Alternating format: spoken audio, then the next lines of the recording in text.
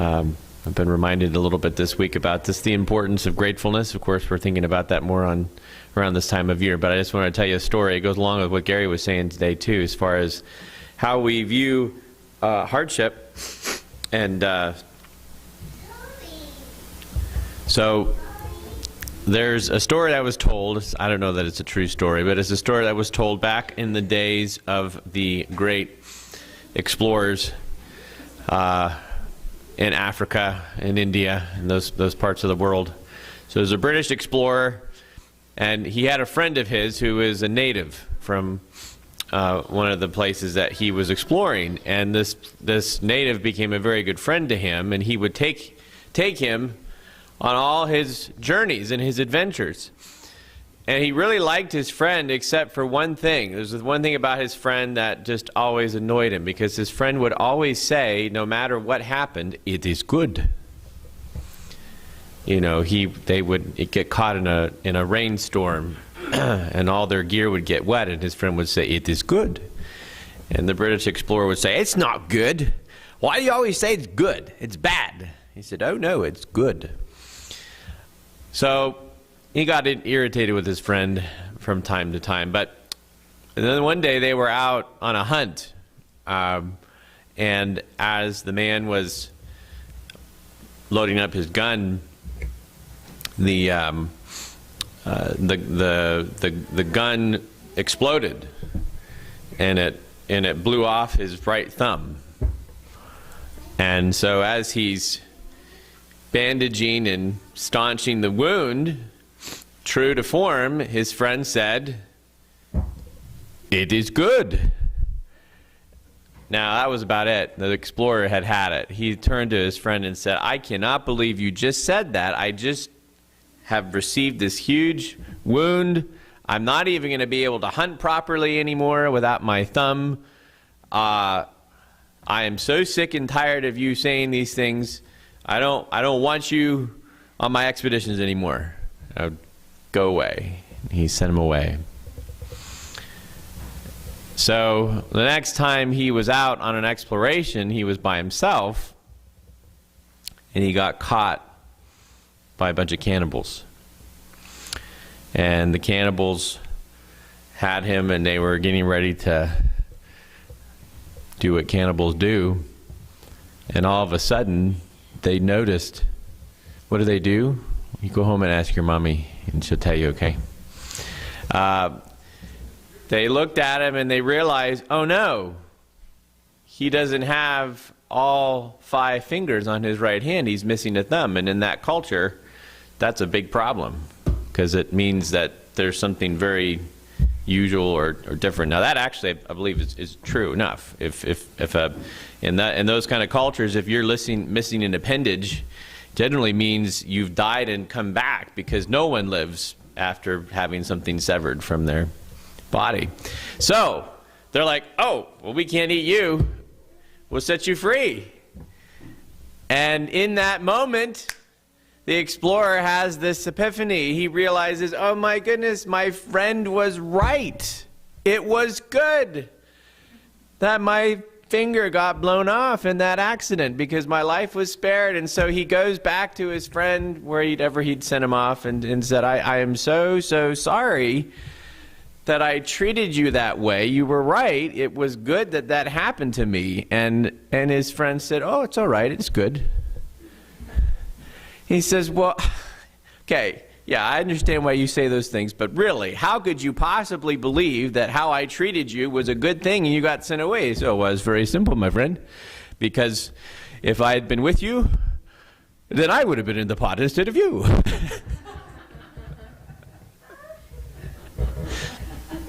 So, just remember, it is good. There's a very simple proverb. I don't remember exactly how it goes, but it says in the scripture, in the Proverbs, that the man who has a grateful heart has a continual feast. And Thanksgiving is a season of feasting. There's so much that we complain about, but there's so much that we can be grateful for. So think about that this week as we go on. All right, so as usual, moms and dads will be up here with Susie, and then we have a video also that Well, what Gary's saying maybe, but and then for right now, if you're in the research paper class, go ahead and go over to the office, and we'll get you set up there. And then if you're junior high and down, for at least the first portion of the morning, you'll be with me downstairs in the school basement. So we'll start there, and then I'll release junior high kids to more stuff with Miss Donna. But for right now, no, just stay here. Susie's going to be sharing. Okay. And then little kids, really little kids, will be with Mrs. Frierson downstairs. So, all right, Susie, come on up. All right. There were a couple people we could wait, and we're really missing a Becky video today, and I've come to count on those because I'm just doing the practical this year because Becky hits the spiritual so well. But I will open us in prayer. Heavenly Father, we come before you together this morning in thanksgiving. We are so thankful to all that you have called us to. We are thankful for the nation in which we live. We are thankful that you are in control of our entire lives, that we serve a God who cares for us so much that he blesses us abundantly, and he gives us hardships and obstacles when that is the best way to conform us to the image of his Son. And we thank you for all of this. I pray that you would bless the words that I bring this morning. I pray that they would have practical use, that there would be a little bit of wisdom in them, and I pray that we would just apply what we can and don't worry about what's too overwhelming. And we give you all the praise and glory. Amen. So, as I've shared with most of you, and all of you know, I was an elementary school art teacher before I was a mom, and a homeschool mom. And I want to stress art teacher because I've also shared that when it came to teaching certain subjects, I felt totally and completely inadequate to do that. And that'll come into play later. And I wanted to just really hit on the practical for the fall. So after the Christmas break, when the workshops start back up again, I'd like to get a little more into the nuts and bolts of teaching strategies and things like that again. But I really felt the need for practical. And I know there are a few more people right now watching things on the live stream and YouTube that may be homeschooling for the first time. And I know as I started, I craved that practical. We knew our spiritual reasons. We had God in it from the start. We chose curriculum that glorified God. We were in a church that at the time, I think 80% of us homeschooled. So we got that. But the practical was where I struggled in the day in and the day out. How am I a mom? How am I a wife? How am I running my home? Why am I not sending my children to school? How am I homeschooling and staying sane?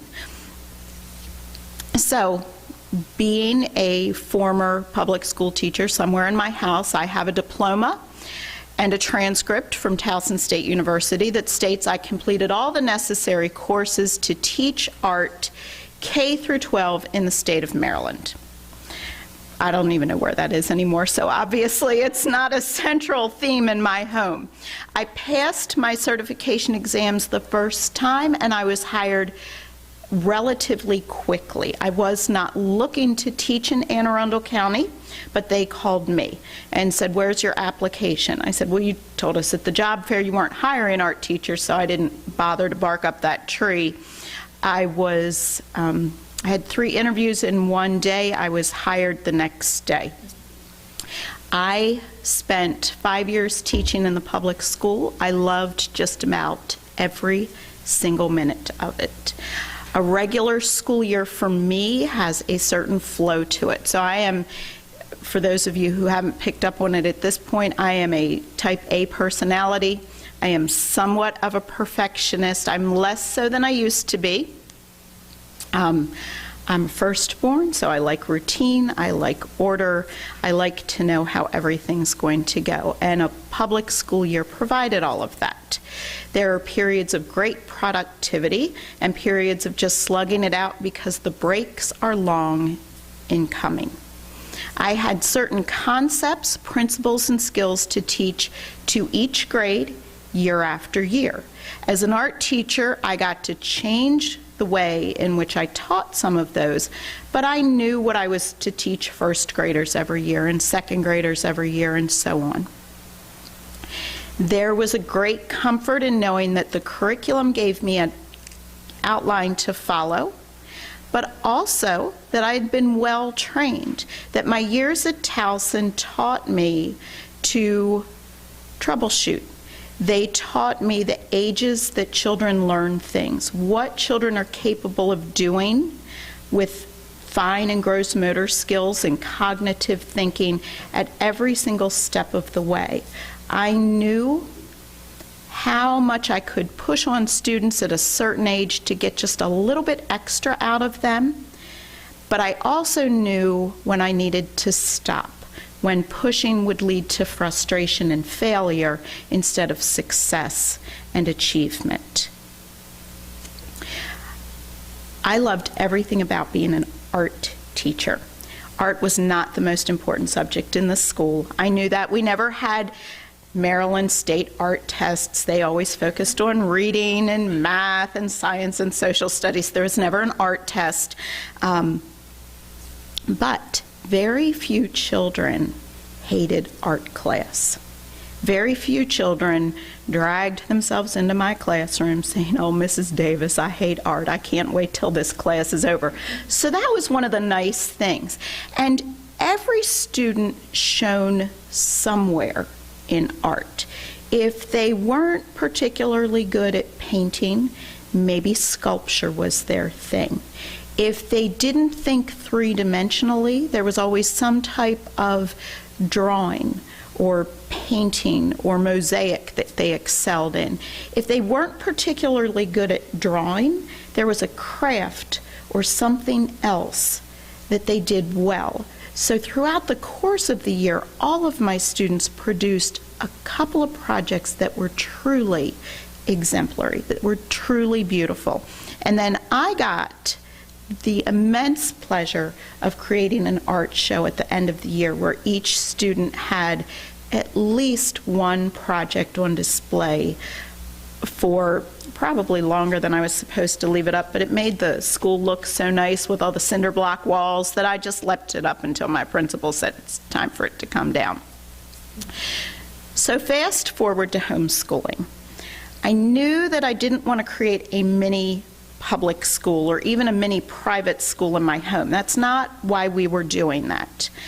I knew that I could use a lot of what I had learned in college and a lot of things that I had done as a classroom teacher, but I also knew that there were some things that would not work well or not work at all in a homeschool setting. Okay, so we didn't need to line up for lunch. We didn't need to line up for bathroom breaks or going out for recess, so we didn't need to worry about that. We didn't need to adhere to a strict time schedule, and I spoke about this last time. When math was over, we could move on to the next subject. I didn't need to stress when we needed to spend extra time on a particular concept. I've shared before it took my oldest the longest amount of time to read well and independently, and I didn't need to stress about that. I also didn't need to panic when we finished something quickly because I had to wait for the rest of the class to catch up. Got one kid or a couple of kids finished, and now I've got to wait for the other 25 to finish, so what do I do with these one or two kids over here? I didn't have to worry about that. Moving on. I did, however, learn to apply the most valuable parts of a public school setting, training, and schedule to benefit our homeschooling. So before I jump into the outline, I'm going to divulge a few public school secrets for those of you who have never been in public schools. I know some of you were homeschooled, some of you went to very small private schools, so you don't have that context. Public school year is 180 days on the calendar, but not all of those days are spent in active teaching and learning, especially at the elementary level. We just did not teach for 180 days. There is a lot of wait and catch-up time, especially at the elementary school level. The thought, by the time I was teaching, we no longer had homogeneous groupings. When I went to public school, if you had 3 third grades, you had the lower group, the middle group, and the higher group. So you were grouped with students of like learning ability, like speed. By the time I was teaching, we just put them all into one classroom. So if we had 3 third grades, we just sort of mixed them all up. And the constant complaint of the older classroom teachers, those seasoned teachers that had been teaching for 20 and 30 years, was we now teach to the middle. The low kids may or may not get it. The high kids finish like this, and if we don't have a challenging activity for them waiting, they get bored. So the middle did great. The low kids were constantly challenged, were constantly struggling. The high kids were bored, and believe it or not, it was that higher group that, because they were super bright and then super bored with a lot of time on their hands, they were the ones that created problems because you could do so creatively.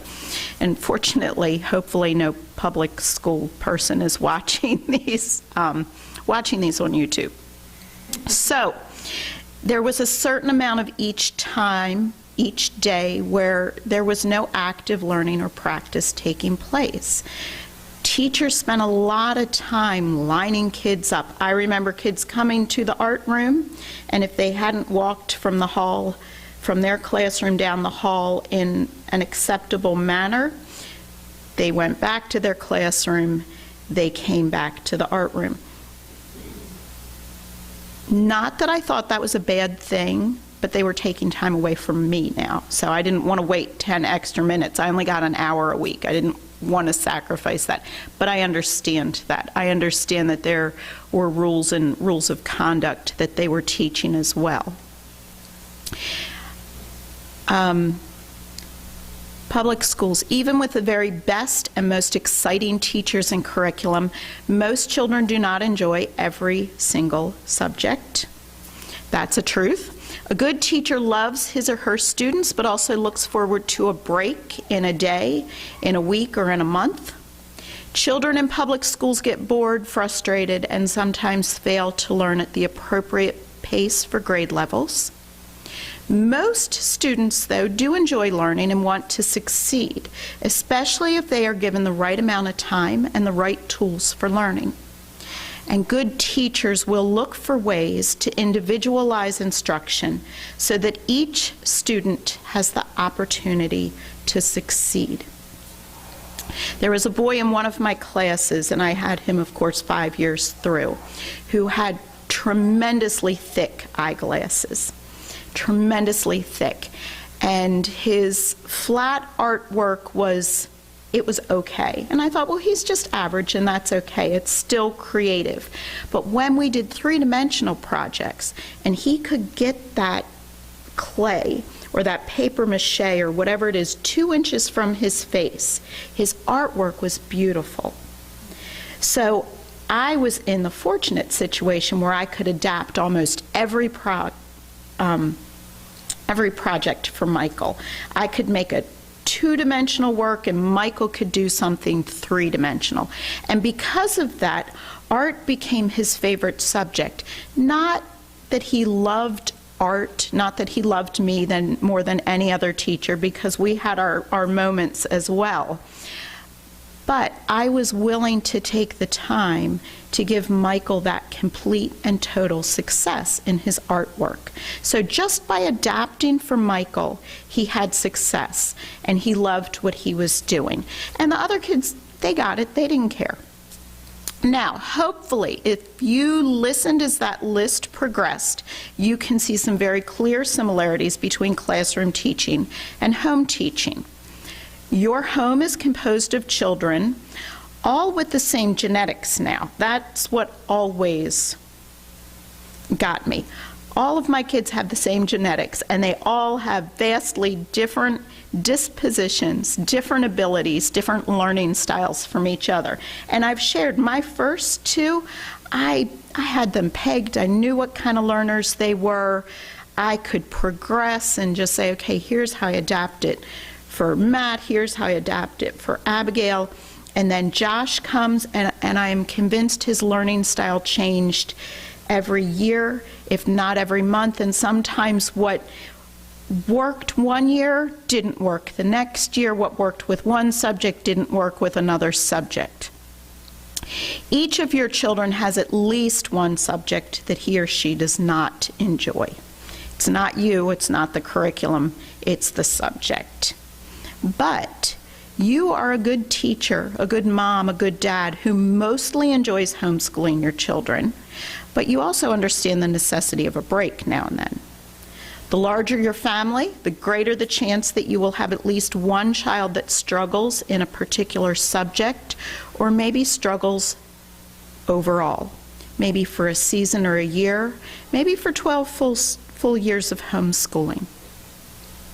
Despite any complaining or grumbling that our children may do on a day-to-day basis, most of our children do enjoy something about school and learning. It's our job to find it. And then you are that good teacher who has already recognized that one of the advantages of homeschooling is individualized instruction for each of your learners. So, my outline today is tools of classroom teachers applied to homeschooling. Not very original. I've said before, I'm horrible with titles, just horrible with titles, just, report on the scarlet letter. Do I need to give it a better title than that? I'm not good with titles. So, outline point number 1, Roman numeral 1, is training.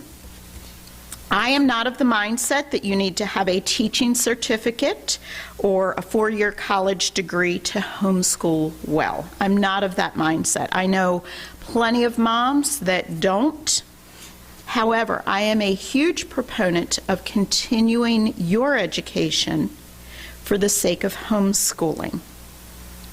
One of the things I love about Becky is how much she shares her love of continued learning. She is at an age and stage of life where many of her peers are finished learning. They're content with where they are. They're happy to just work in that knowledge and enjoy the things that they enjoy. But Becky loves learning still. She spoke last month about how she's baking bread because she has time to bake bread, and she's tweaking recipes, and she's finding things that work and things that don't work. And she's got some great tips for whoever wants to hear about baking bread.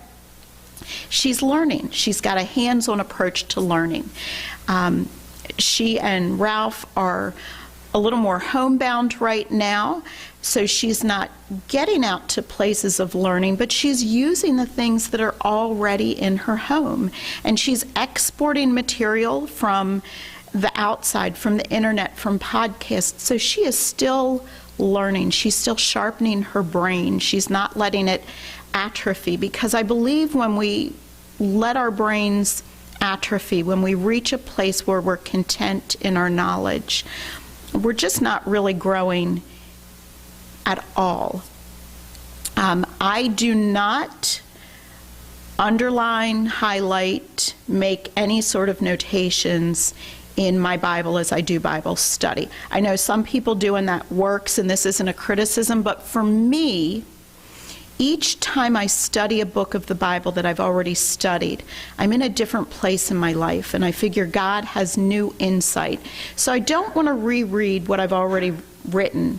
I don't want to look at what I highlighted several seasons ago or several years ago. I want it to be new. I want it to be fresh. I want to approach it, God, what do you have for me this time through? What are you trying to teach me? That's just my take on Bible study. So how can you continue to learn while you are homeschooling? Because I'm sure you're thinking, I don't have time to learn. I'm homeschooling. I'm teaching. Sometimes it's as simple as taking the time to read ahead in the teacher guide the night before or the weekend before. I remember teaching second grade math and looking ahead at the math lessons, and one of them was titled Ordinal Numbers. And I remember being super stressed out thinking, I don't know what ordinal numbers are. I don't know how to teach ordinal numbers. What am I doing? We're in second grade and already I'm failing. And then I read the lesson and I thought, oh, these are just numbers in order. I'm not using my grammar skills to make the connection. And we're literally talking about first, second, third, fourth. And I was like, okay, I've got this. And from then on, we never had problems with ordinal numbers. I had to brush up on a lot of grammar from year to year so that I could teach my children grammar and I could teach it well. A lot of times it was about me being one step ahead of my children and no more than that, but one step ahead. As they got to high school, I spent a lot of my summers reading the novels and the books that they were reading the following year so that I could discuss them somewhat intelligently with them, not resting on my laurels that I had already read the Scarlet Letter, because that had probably been a good 30 years before I was teaching the Scarlet Letter, but rereading the Scarlet Letter so we could have those discussions.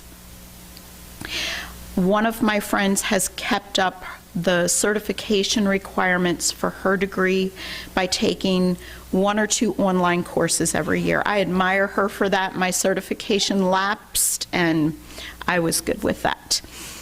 If you have time to do more, there are more opportunities for moms than ever to brush up on things. If you have the opportunity to take an online class at your community college or one of those not-for-credit classes that sometimes are just an afternoon. If you have a child that's interested in STEM projects and your community college is offering some type of STEM non-credit workshop for a Saturday afternoon, if you can afford it, take it. Helps you talk like an expert a little bit more, but it also helps you become interested in what your child is interested in. The next point is workshops. As a classroom teacher, we had regular workshops and regular training days. Sometimes they were specific to our content, so for me it would be art. Other times it was on math and reading. And since math and reading were a school-wide focus, I sat in on those math and reading workshops as well, and how do I incorporate them into art? And there were ways of doing that. Every November, though, during parent-teacher conference days, we had a 2-day art workshop that was county-wide. We got to learn new theories, new techniques of art education, and then we got to create things. We had all the supplies available to us, and we got to create artwork to take back to our classrooms as examples. We are in a homeschool program that offers monthly workshops during the school year, that offers a mid-year conference, and then a beginning of the year conference. So take advantage of those things. I am not claiming to have all the answers or great words of wisdom each month to give you, but we have that advantage of coming together. And even if you are not able to come this year, if you're watching online, you still have something in terms of a workshop. You still have a learning experience, a honing of your skills. I had a new mom sign up for the Westminster program just a few weeks ago. I wasn't counting on getting anyone new this year, but it was great because I could just copy a lot of YouTube links from last year, from things that Becky's done, from programs I've already done, and say, watch these, and these will help you get started because they're just that practical element. Homeschool conferences. When I was at the beginning of my homeschooling, I went to the CHAP conference every single year. So that's the Pennsylvania conference. And the years that I was going, it was still big. It was still at the Farm Show Center. It had all the workshops. It had all the vendors, all the curriculum. So I divided my time carefully so that I got to speak to vendors, that I got to attend workshop sessions. The first years I went, I chose topics such as homeschooling with toddlers in the home, homeschooling on a budget, math games for elementary students, how to grab your middle schooler and get them started, things like that. As I progressed to middle school and high school, I chose the topics that would suit me in those seasons of life. Jay Weil was there one year. He's the one that wrote the Apology of Science books for high schoolers, and it was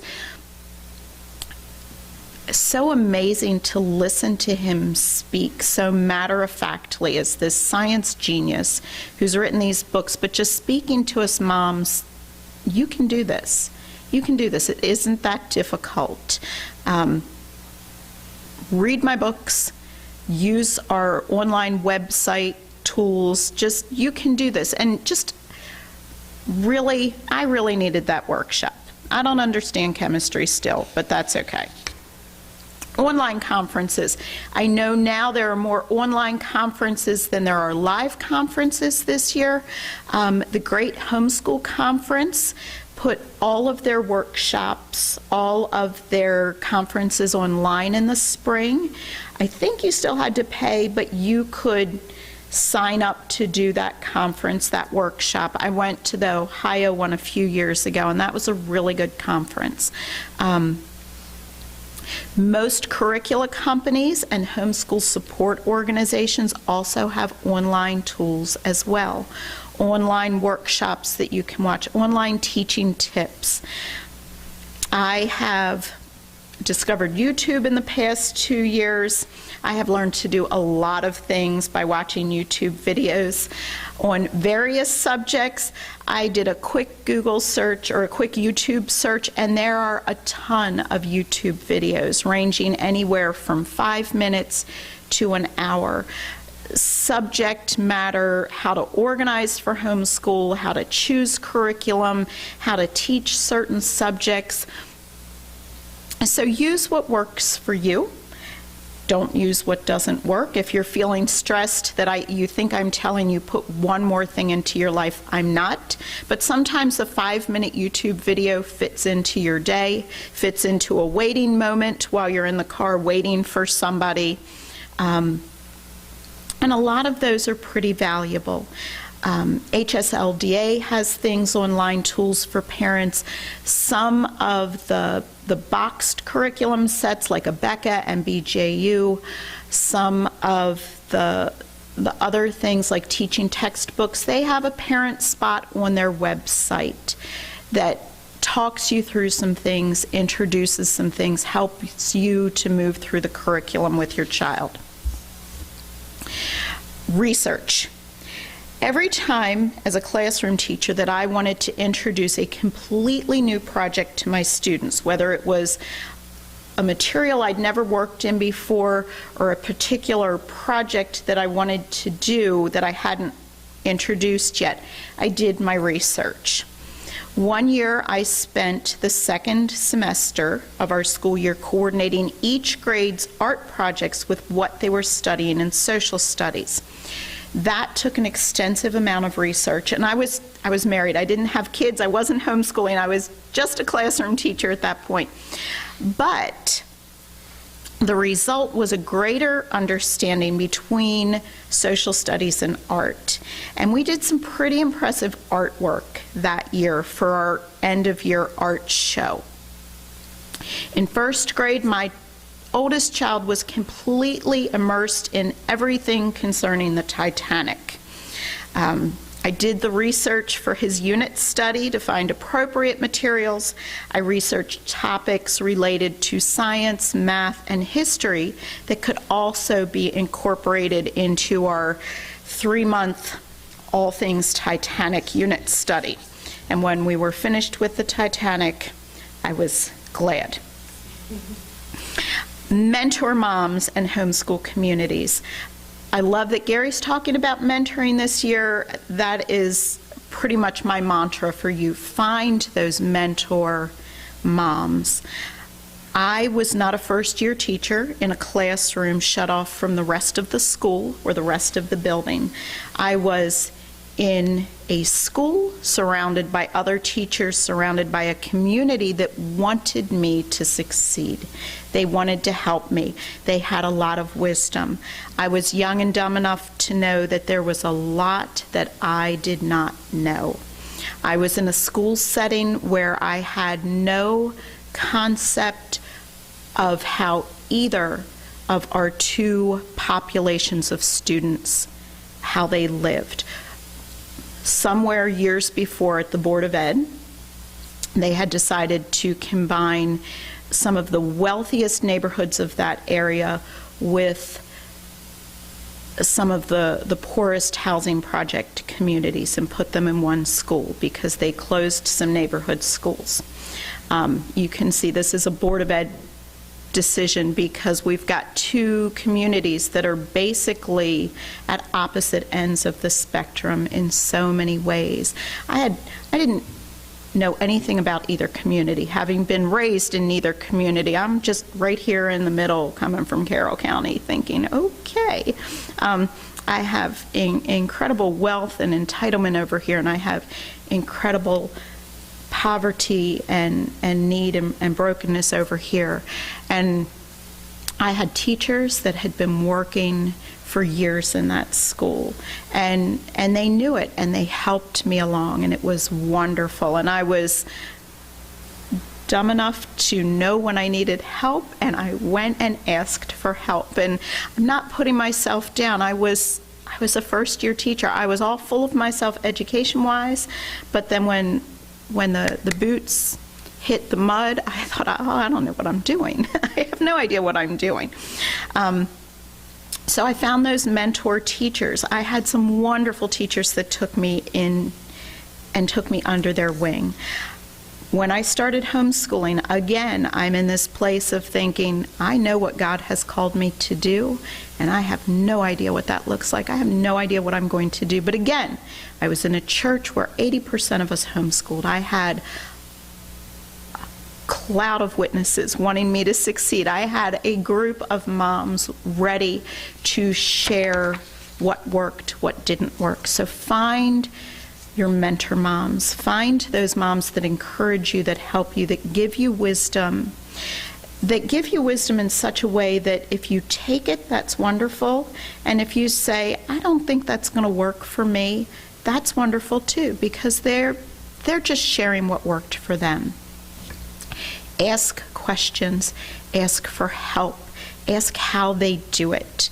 In our early years, we asked for a lot of help.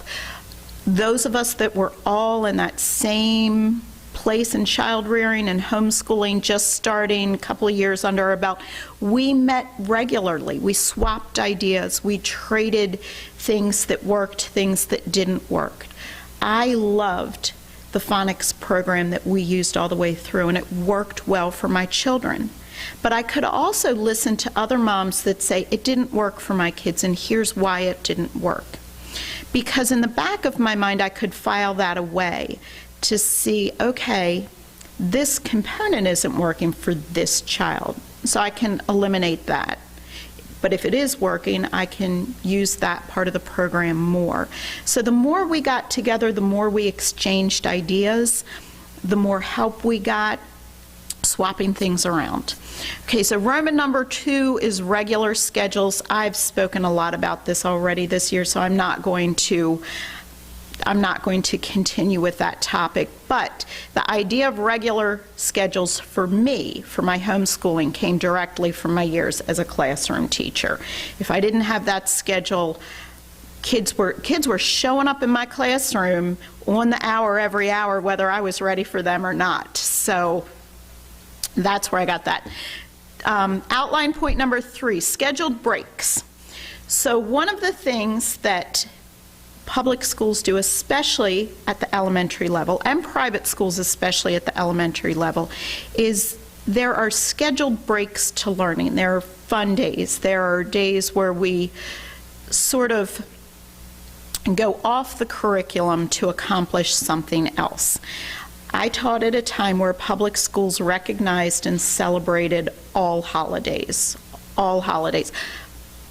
Halloween was the worst because there's no redeeming religious anything to Halloween. We dress up, we get candy, and that's what it was when I taught at the elementary school level. So you couldn't even hold anything above them. Halloween, pretty much, we did a little math and reading in the morning, and I think they had Halloween parties and parades all afternoon. So we sort of went with the flow there. We didn't fight against the holidays. We knew starting a week before Christmas and Hanukkah, the kids were going to be crazy and they weren't really paying attention. So that's when all of the winter work pages came out for math, the Christmas work pages, the Hanukkah work pages. That's where we did a lot more crafts and not a lot of heavy-duty focused learning. So during the month of December, as a homeschooler, we took a break from regular science and social studies. We continued with math and reading. We found those Christmas work pages, those Christmas word searches, anything that I could incorporate Christmas into those subjects, but we read and we did math. And then we baked and we crafted. And we studied Christmas customs and traditions from around the world, and we baked and we crafted. And we read stories that focused on Christmas, both the biblical stories and stories like The Grinch and Charlie Brown.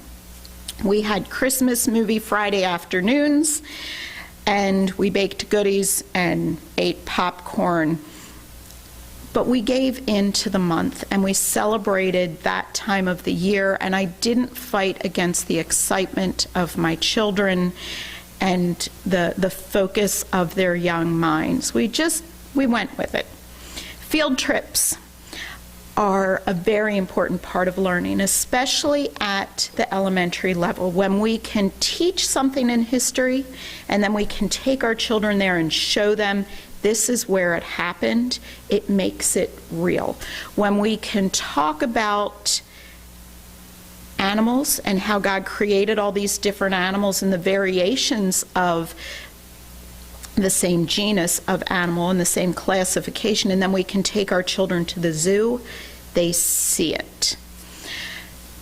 We took day trips to local places. Gettysburg, Fort McHenry. We had the advantage at Fort McHenry to have, I think, the very best tour guide they have one time. And the way he spoke about Fort McHenry and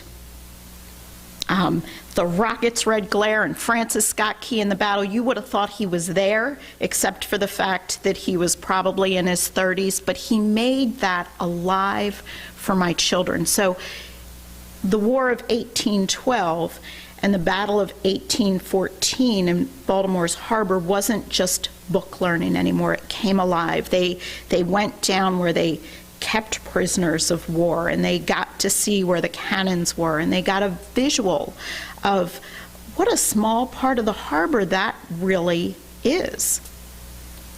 We went to the Science Center. The Science Center, I think, still has homeschool days in September. We spent a lot of time there. We went to the aquarium. We went to the Baltimore Museum of Art and the Walters Art Gallery. And if you call ahead and ask, they will assign you a docent if you have a certain sized group. And to go through an art museum with a docent who can speak with knowledge that we don't particularly have, that's a rich experience as well. We were at the Baltimore Museum of Art one time, and they have all the Roman mosaics on the wall now, but the Roman mosaics were on their floors. So you've got this docent with children seated explaining to students where these mosaics were, and you have kids with their feet in the air, kind of walking up the wall in the air because they're imagining that. Couldn't have done that in my home.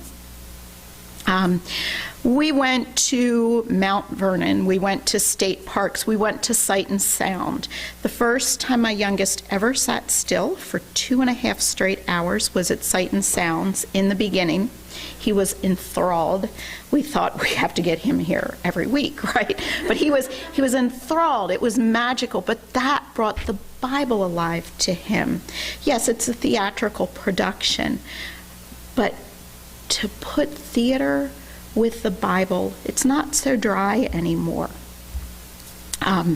We took longer trips. We went to Jamestown. We went to Williamsburg. We went to Kitty Hawk.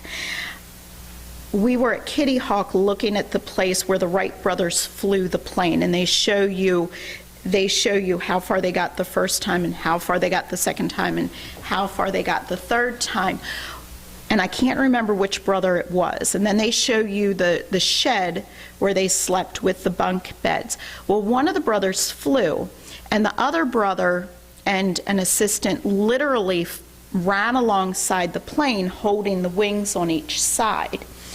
And the other brother, of course, gets all the glory going up into the air, and the brother that didn't. So as we're standing there looking at this, and the guide is giving us all this information, my oldest says, so do you think when they got into bed that night, and we'll just say Orville was the one that flew, Orville's all hopped up because he flew, and Wilbur's like, all I did was run next to the plane all day, Orville. We'll talk about this tomorrow. I'm exhausted. So again, it's bringing things to life. It's creating that. My brother took my oldest to the Everglades one year for a week with my husband.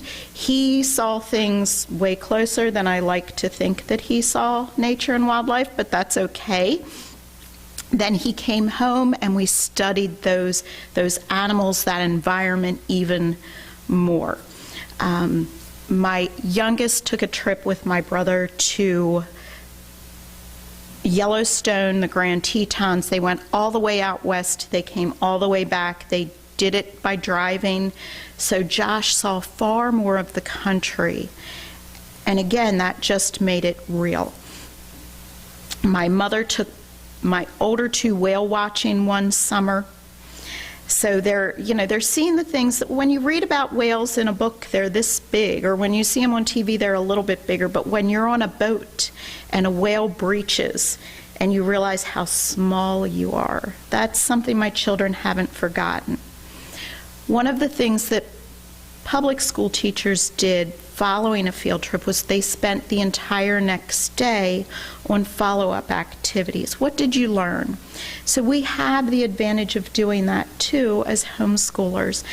Go home, take a few days to journal or create projects, read additional books, or create artwork based on your field trip. The follow-up is just as important as the field trip. Okay, so special days are next. I didn't have a better title for this section, but think of Home or Spirit Week for homeschoolers. When I taught, we had 2 Spirit Weeks per year, and they were at points of the school year where we don't have a break coming up for a long time. It's just a long way until the next true break. So Spirit Week, there were pajama days, there was backwards day, there was roll swap day, school days that took place outside, history-themed weeks. When I taught, we had days like this. Roll swap day was fun because I'd let my kids be the teacher and I'd be the student. Sometimes that was eye-opening because I thought, oh, I don't like my tone of voice right now. But we had themed weeks as well. When we'd come home from Williamsburg, okay, let's see how well could we live a colonial lifestyle for a week after that. Not very well. I tell my children all the time, too, God placed me in the age of electricity for a reason, and I really like electricity. Can you incorporate a STEM project day or week into your school year? Anything to break it up, anything to put some fun things into your homeschool year that still have that learning component, but take it out of the drudgery for a little bit. Planning days. Obviously, that's a scheduled break for you, not for your children. Well, it is for your children too, because they're going to get a day off. As a teacher, I had a certain amount of planning days every single school year. Kids didn't come to school, we got a day to plan.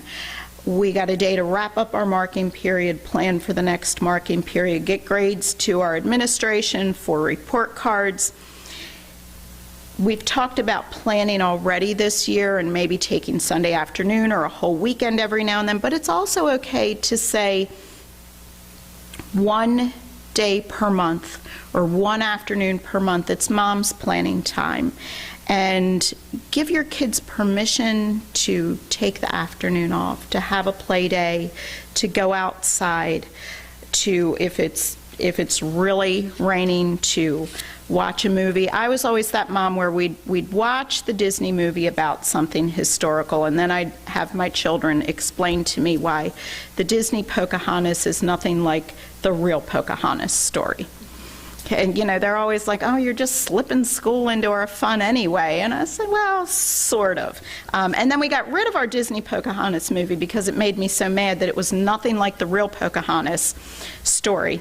And my younger child found it, my youngest found it at a yard sale and Goodwill, so somehow 2 copies appeared back in my house anyway, because it was $1 and he had $1 with him. And then the VCR broke and we could never watch those again. That was a shame. But give your kids a day or an afternoon off so that you have a chance to plan.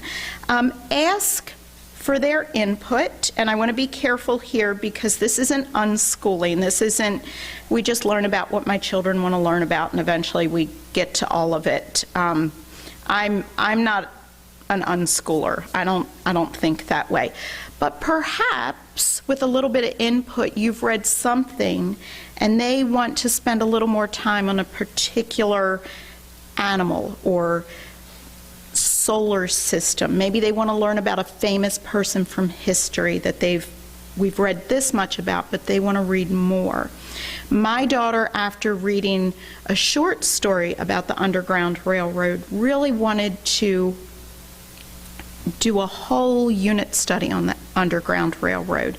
So we took a month in 4th grade and we really read a lot of things about the Underground Railroad. We could go to the Eastern Shore where there are parts of the Underground Railroad and Harriet Tubman's birthplace and museum. It didn't take us that far off subject. It gave her a little bit of input, which helped. And we worked it in. It kept her interest piqued. Personal business or mental health days, that's what we called them. I got 3 personal days a year as a teacher. I got 10 sick days a year. I saved most of my sick days for my maternity leave my very last year of teaching because I had a May baby, so I went out that year and got paid for the whole rest of the year. Sick days carried over. Personal day, I know as moms we have no sick days, so I'm not even going to talk about sick days. You don't have any, I'm sorry. You have to be really, really, really sick to have a sick day. Personal days did not carry over, so you had to use them. So I took my 3 personal days every year.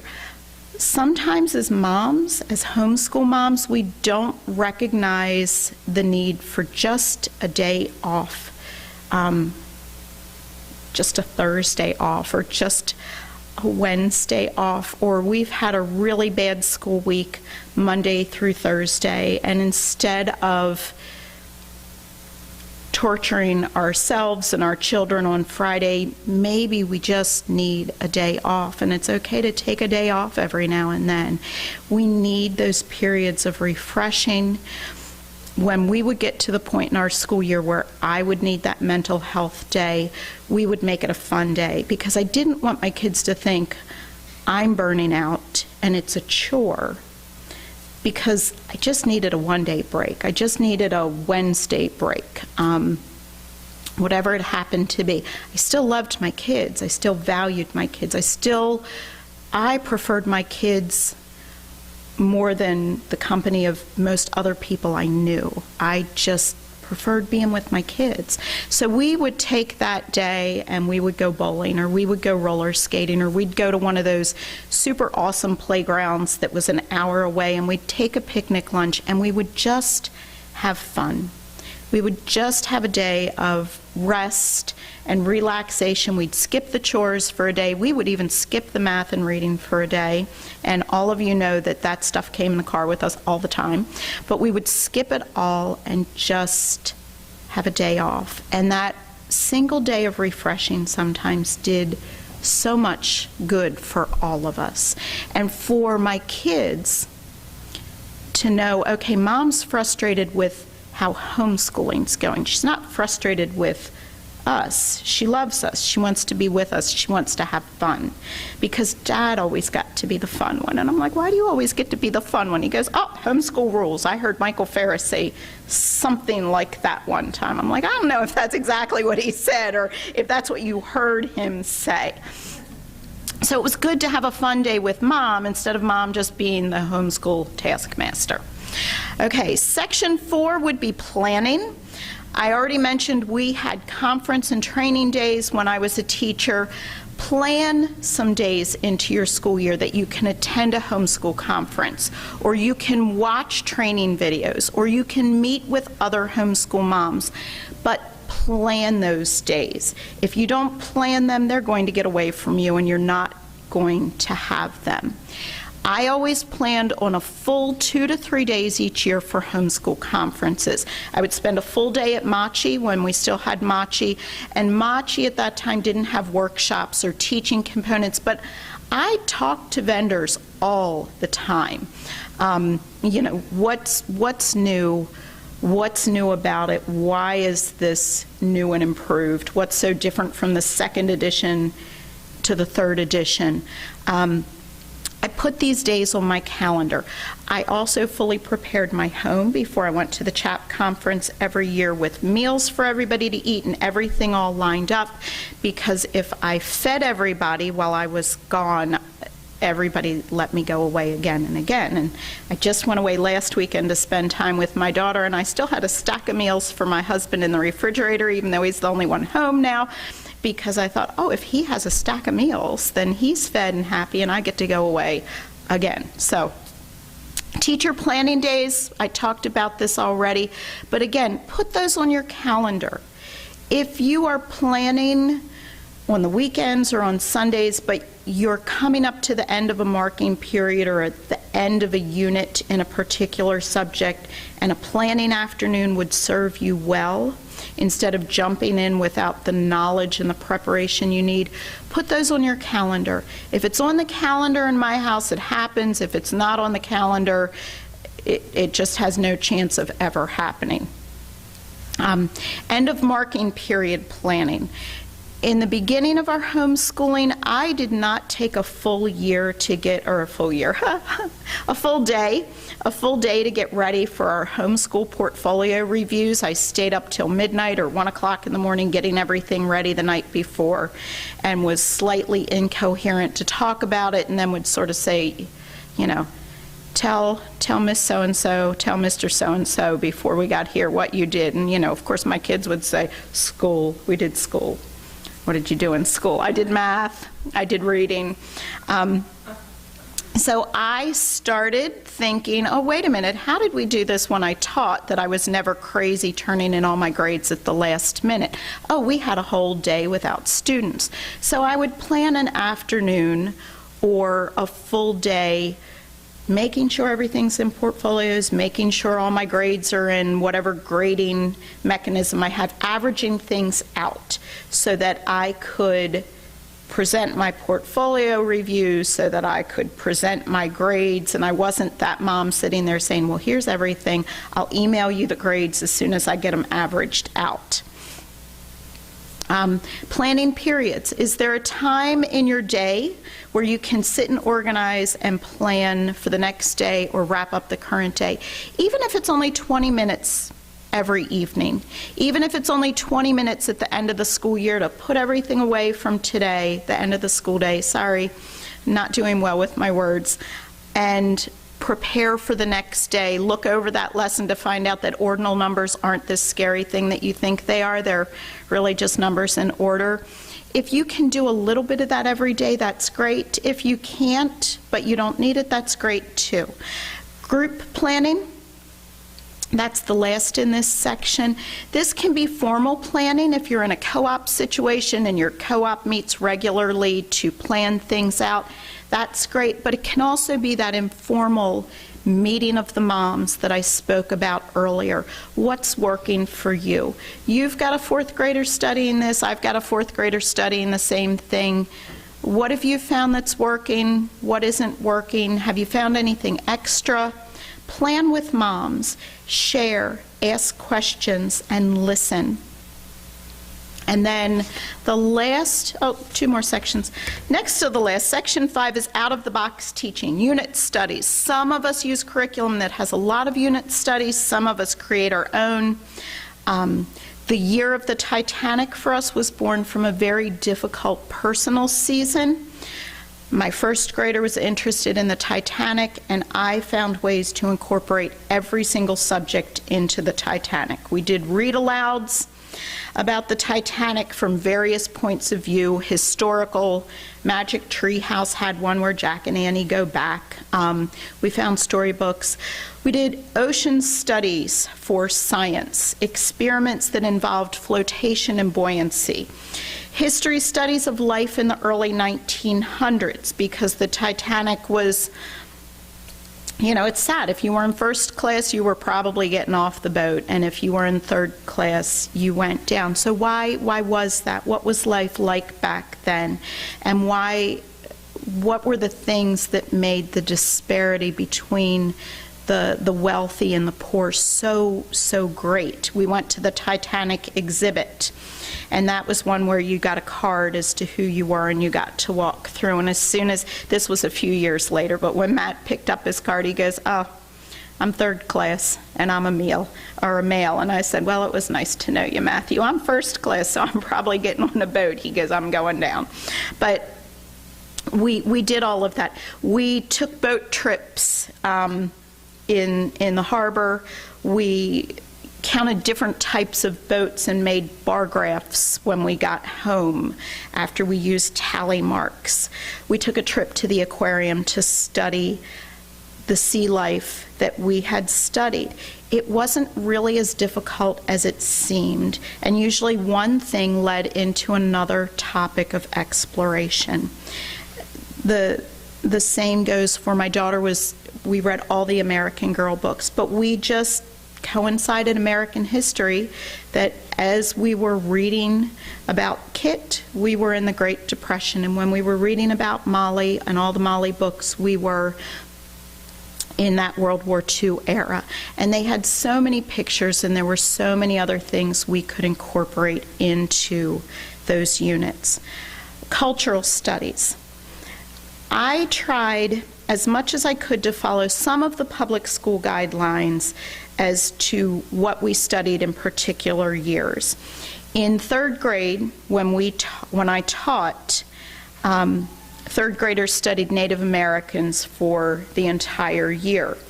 So we studied Native Americans in third grade in our homeschooling. We read novels and stories. We found fictional books. We found factual books. Our artwork took us from the East Coast Indians all the way through the Southwest and the Plains and over to the Northwest Indian group. So teaching all those art concepts when I was in school, and then again when I was at home, that focused on Native American artwork. When I was homeschooling, we'd spent all of December in kindergarten and first grade studying Christmas around the world. What do different cultures do to celebrate Christmas around the world? What are those religious aspects? What are those secular aspects? What types of gifts do they give? Do they make? What kinds of food do they eat? We incorporated that. When we did a unit well, it was actually a whole year when we studied all 50 states for geography. We found a cookbook, Eat Your Way Through the USA, that had recipes from every single state. All of a sudden, my picky eater, now that he's cooking things and he has his hands on it, he's eating things that he wouldn't have eaten before because he's helped cook them. We found a lot of really good recipes. I gained a little bit of weight that year because we would make a main dish or a side dish and a dessert from every single thing. Coca-Cola Jello from Georgia, like, makes your teeth hurt. I'm not a Jello proponent, but then when you make it with Coca-Cola, and we were all sitting there thinking, oh, our teeth hurt, it's so much sugar. But it was fun. We found a 3D map booklet by Scholastic, and we created all these 3D maps. So it wasn't just, here's your map, color it, find the capital, draw some crops and some industry on each map, but we have these little 3D maps that showed a little bit more than just the geography. When we studied the Middle Ages, we used materials from Homeschool in the Woods to make it feel more authentic. We had newspapers that we wrote. We did projects, anything that you can take one subject and spill it out everywhere else and then pack it all back in. I always thought in terms of an end of semester or end of year celebration. When I was a teacher, at the end of every school year, we had what we called Art and Author Night. So students had artwork. Every single student had at least one piece. I tried for 2 or more of artwork on display. And then every student had pieces of writing on display, and then we had workshops and little demonstrations that night as well. And then eventually music came into the program, and it turned into more than just Art and Author Night. When I was student teaching, we did an observation at the Genesee School in Green Spring Valley, and Genesee School is for students with visual processing disorders, but they do these amazing things, and it's this whole school attitude towards the end of the year. And at the end of every single school year, they do a school-wide tremendous Renaissance fair or something like that, where they've created, where they've studied, where they showcase everything, and every subject was incorporated. I wanted to teach at the Genesee School, but everybody in the world wanted to teach at the Genesee School, so I was so far down on the list that never happened. We have the advantage of Expo. I know a modified Expo happened this year, but think in terms of science fairs or history fairs, colonial days, field days. What can you do that you're helping your students work towards a big display or a big celebration at the end of the year, or a showcase? And if you're not a part of anything where you can take place in that organizations, again, get a few families together to do something. For a field day, all you need are some homeschool families and some awesome outside games that you can find a field and do those for a day. The last part there is cooperatives. Classroom teachers must work together. So how can we create that same atmosphere in our own homeschooling? And I know sometimes we tend to think, I'm home, I'm alone, I need to get it done, I don't want to get off course. But sometimes if we can't join a larger co-op, a small collective, maybe we just meet twice a month. Maybe each mom designs one project, whether it's a STEM project, an art project, a science experiment, a cooking project, and then we divvy our kids up by age groups, and they rotate through those 4 projects. That's something we can do with just a couple of other moms. And then the very last thing that classroom teachers have that homeschool moms don't have to the same degree is accountability. Mentoring, again, it's like my mantra for you. Find a mentor, mom. Find a mentor group. Tap into their expertise. Ask for help. Don't be afraid to admit when you just don't know what you don't know, what you just struggle with, and listen. But at the same time, share what you're doing as well. I am so grateful to those seasoned teachers, those experienced teachers that took me under their wing when I was a first-year, second-year teacher, and I am so appreciative of those moms that mentored me. One of the reasons we homeschooled all the way through high school is because one of my mentor moms, as I was talking about, just homeschooling through middle school, and then they'll go to high school where teachers that are experts in that subject can teach them. And she looked at me straight in the eye and she said, Susie, you are not the expert on every subject, and that's okay, because there are co-ops and tutorials and community college classes that your children can take. But you are the expert on your own children, and you are the best expert on your own children. She said, so I really encourage you to pray about and think about homeschooling all the way through high school. And we did all the way through, and there were times, you know, in the moment where we struggled through high school where her voice would just pop clear as a bell in my mind saying, okay, I'm an expert on my kid. I know no more about high school chemistry than I did 30 years ago, and that's okay, but I have found an expert tutor in that, and I just have to help a little bit. Observations. I was regularly observed as a classroom teacher. We don't have that as homeschool moms, but ask your husband to sit in on a lesson or a school day and get his feedback. I would run my plans and curriculum by friends who had successfully homeschooled before or had been regular classroom teachers or special ed teachers that had training in math and reading that I didn't have. Be ready to share what is and isn't working. My closest friend, and I've shared this before, she told me what to use for math and reading and phonics as I started homeschooling. She'd done all her research. She had been a classroom teacher. She was a special ed teacher. She said, these are the most comprehensive and most adaptable. Use these, I'll help you. And I ran to her for help constantly. When you come for your portfolio review, don't be afraid to ask. I was in my 17th year of homeschooling. I was homeschooling my youngest. This was the one that from year to year, subject to subject, I couldn't understand how he was learning. We were not having a good start to his freshman year of high school, and I sent this incredibly long mom email to Brad Main and said, I'm failing him, I don't know what I'm doing, I need help.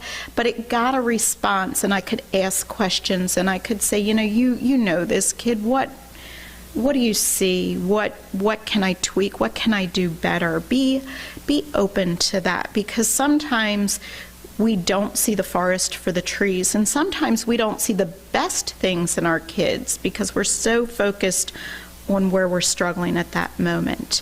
And then lastly is our reviews. I was reviewed regularly, and I think I've already covered this a lot already. Ask for input. Obviously, and Wellspring recognizes this. Moms are doing the majority of the homeschooling, but dads, of course, are the head, the authority over everything in the household. There was comfort for me sometimes knowing that Eric would take the fall, that Eric would say, this is what I want you to do in this situation, or this is where I want you to say no, or whatever. I want to go with this particular math tutor. I don't want you to try to teach our children algebra 1, 2, and geometry at home. So let's go over here with that. And there was a lot of comfort and security on my part to say, okay, Eric's got all of our best interests at mind, not just the children, but mine. And he is overseeing all of this. He is involved in all of this. And even if your husband isn't as involved, even if he works a lot of hours or he travels a lot, pull him in where you can. And sometimes it might not be the actual schooling that your husband needs to tweak, but I know there were times when our children were younger where Eric would need to pull me back and say, okay, you're doing this at church and you're doing this at church, and they've asked you to do this and this at church. He said, and your answer's no. And I'd say, but, and he said, and your answer's no. And your answer's no. And I'm like, okay, my answer's no. But I think they really, and he's like, your answer's no. And sometimes it was just those, you're doing too much, and it's not, you're complaining about homeschooling. Homeschooling isn't the issue. I was doing too much. I needed that review, that him seeing things from a different perspective. So those are just a few things I learned as a classroom teacher, as a public school teacher, that I think do apply to homeschooling. Obviously, there are a lot of things that I threw out. There are a lot of things that I would never teach from a public school perspective, ever. Didn't put my kids in public school for a lot of reasons, and we homeschooled for a lot of reasons that were directly counter to public school teaching. But then there were those things that did work, that planning, that acquiring knowledge, learning things, researching things that did work, and hopefully they'll help you with your homeschooling. So thank you.